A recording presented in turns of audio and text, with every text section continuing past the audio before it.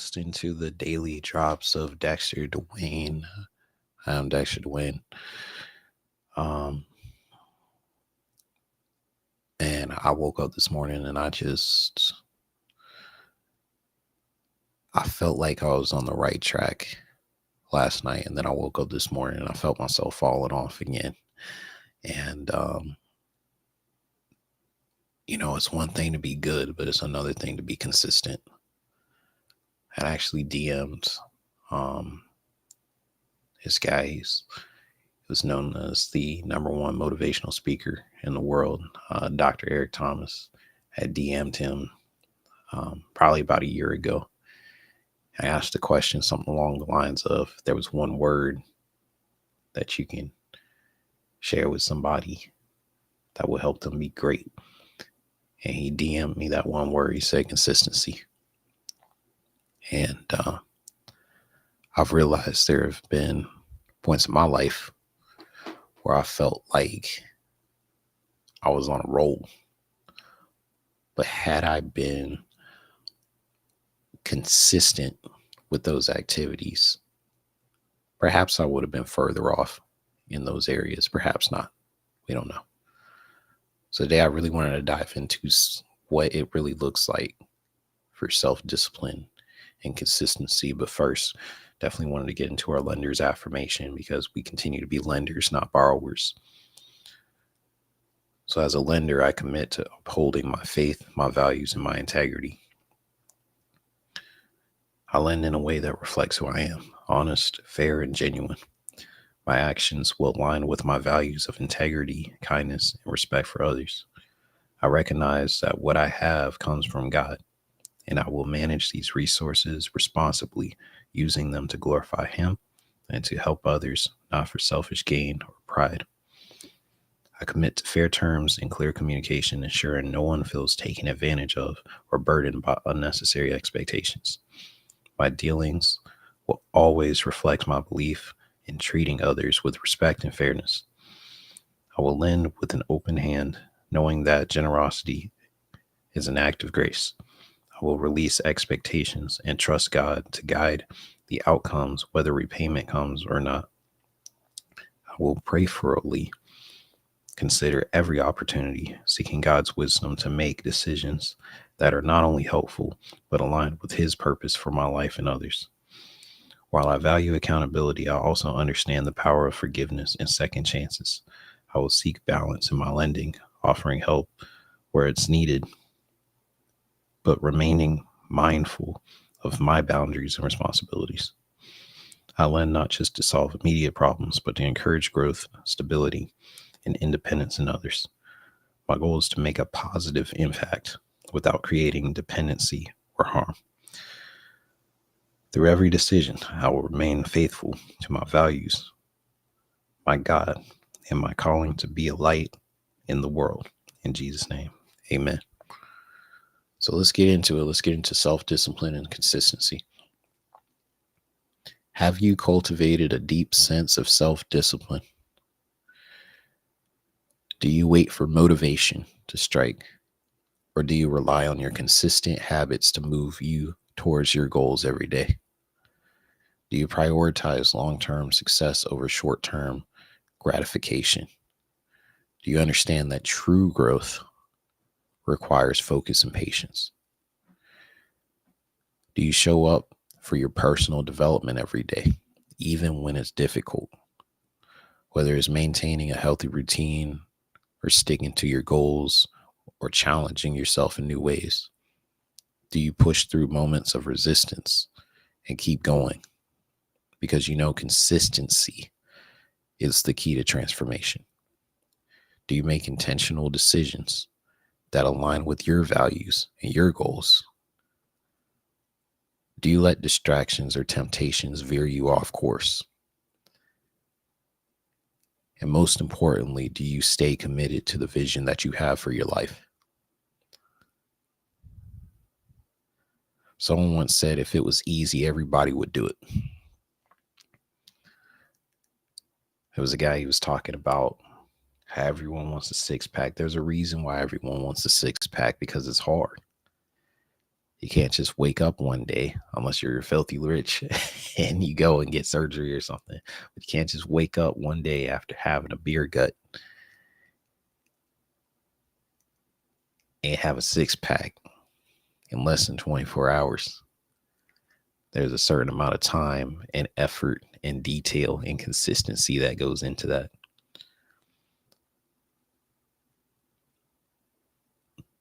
And also knowing yourself. That's the most important part. Knowing yourself and understanding your blind spots. For me, my blind spot is from a nutrition side. I like to snack. Like I'll go inside the cabinet or the refrigerator, and if I'm hungry, I'll just grab whatever's available. You can always meal prep and you can buy nutritious foods and stuff like that, but I'm going to eat whatever's in front of me. That's usually what I do.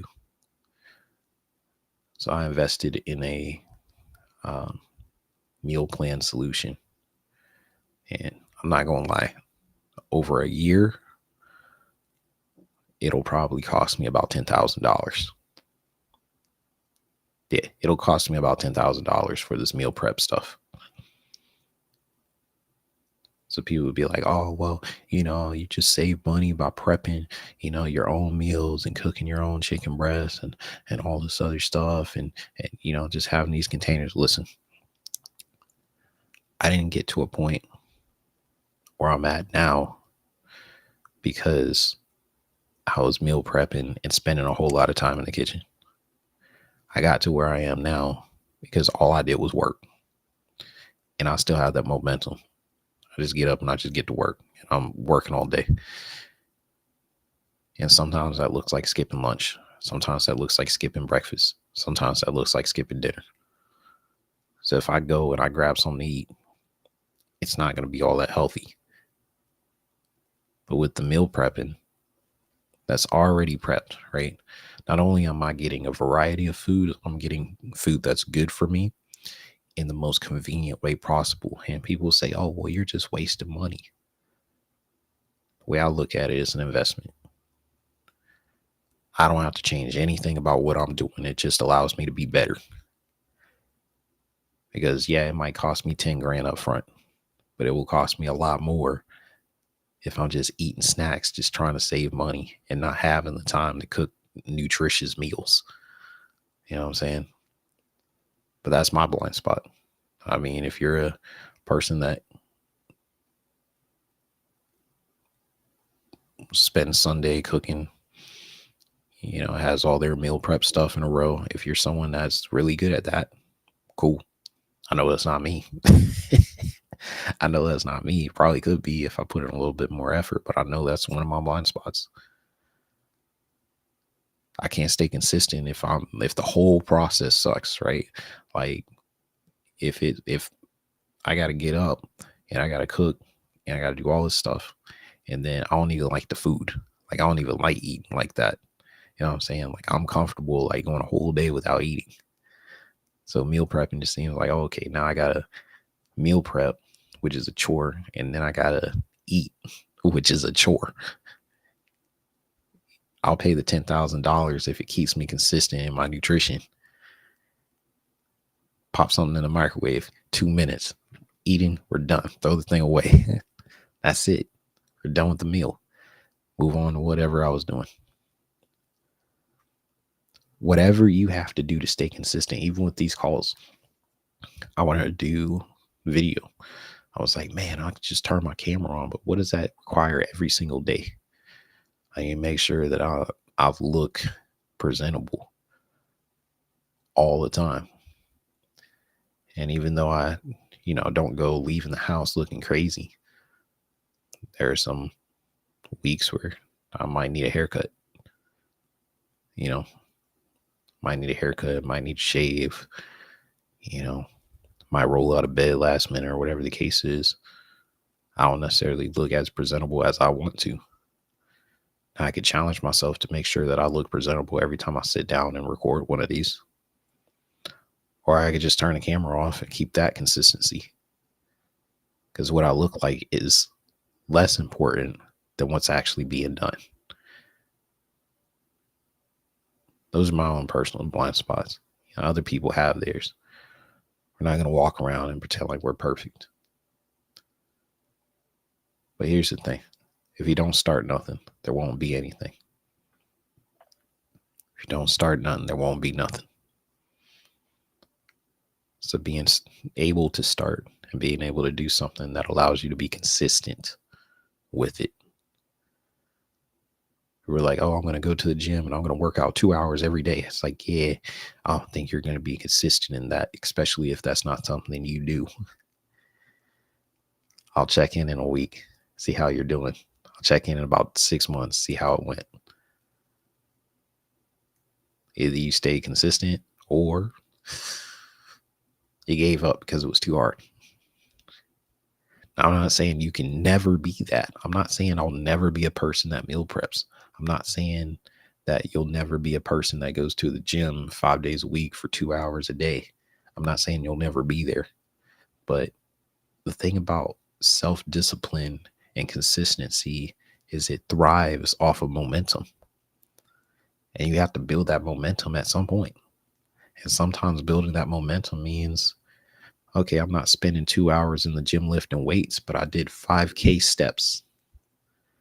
I hit 10K steps today. And then tomorrow, and then the next day, and the next day, and the next day.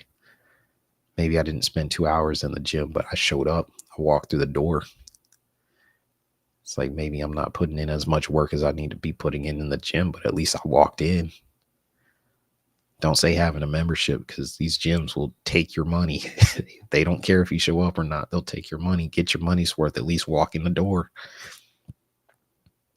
I'm not even saying go work out. I'm just saying walk in there. Just walk in, take a little look, see. You don't feel like working out, then walk away. But if you do that every day, eventually you're going to be like, man, I need to go push some weight. I need to go eat. You know what I'm saying? It's like if I'm meal prepping, or I've been eating my meals every single day, and then I don't have meals, guess what? The instinct isn't to wait to get the meals I need. But because I'm so used to eating nutritious foods, I'm not going to be reaching for no bag of chips. You got to do whatever you got to do for you. The biggest form of self-love and self-care is being self-disciplined and being consistent with the things that you want to do. And giving yourself grace and allowing yourself to keep moving, even though it looks a little ugly. My brother Jose says, do it ugly. Whatever keeps you consistent, it's what's going to move the needle for you. Out here.